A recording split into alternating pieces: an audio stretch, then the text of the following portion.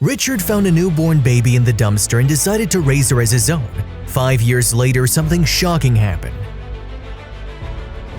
Richard had been homeless for a long time after a bad drug addiction. He'd gotten better but still couldn't build his life up, so he searched through dumpsters for bottles and cans to exchange for money. Some people gave him food, but it was rare, so this was his way of eating every day. One day, everything changed for him. There was a bundle in a dumpster in a commercial area of Orlando. He thought it might be kittens or puppies because seriously evil people threw precious animals in the trash way too often. But this time it was even worse. It was a baby covered up with pink clothes. She was moving her arms and staring up at Richard with her big eyes. He couldn't believe it. Who would leave a baby in the trash to die just like that? He wondered in shock. Furthermore, the little girl was adorable and couldn't be more than a month old.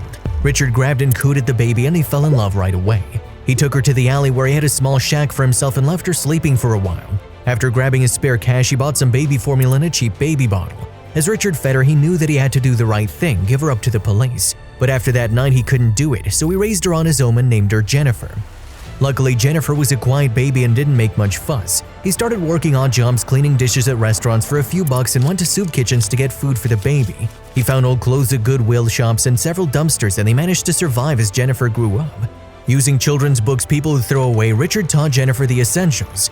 It wasn't ideal, but he finally had something to live for and he was happier than ever. But his happiness was taken from him one odd day. Richard was reading to Jennifer from a book he just found dumped somewhere when a woman stepped into their alley.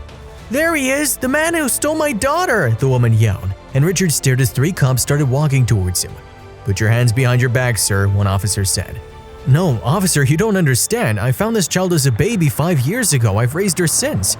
I didn't steal her, she was in a dumpster," Richard explained, and the officers looked at the woman. "He's lying, I lost my baby and he took her," the woman yelled. She did not convince the officers because Jennifer was hanging on to Richard's leg for dear life. "I'm sorry, sir, but we're gonna have to take the child with us," one of the other officers said.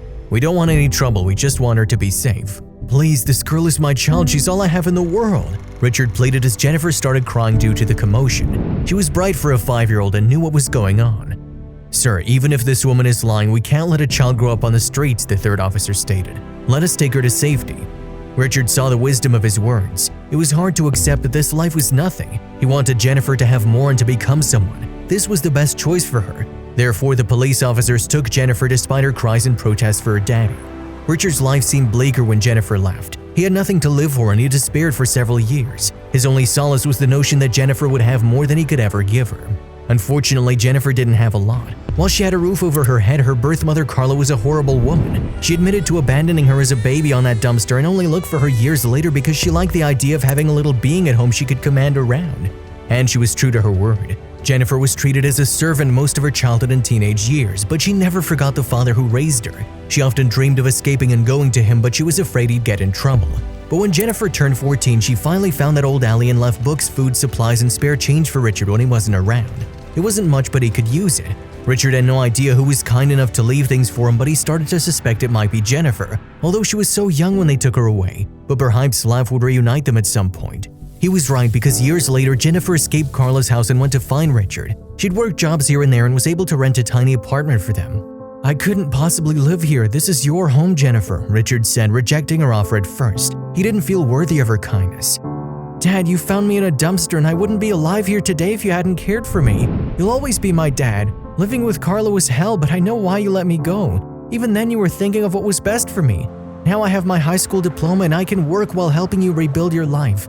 Please, let's do this," Jennifer explained, begging her father to accept. Finally, he accepted. Now that he had an address, he got an official job as a busboy at a restaurant. He was proud to help out with the bills. Meanwhile, Jennifer worked and attended nighttime classes at a local community college. Eventually, they both moved up in the world.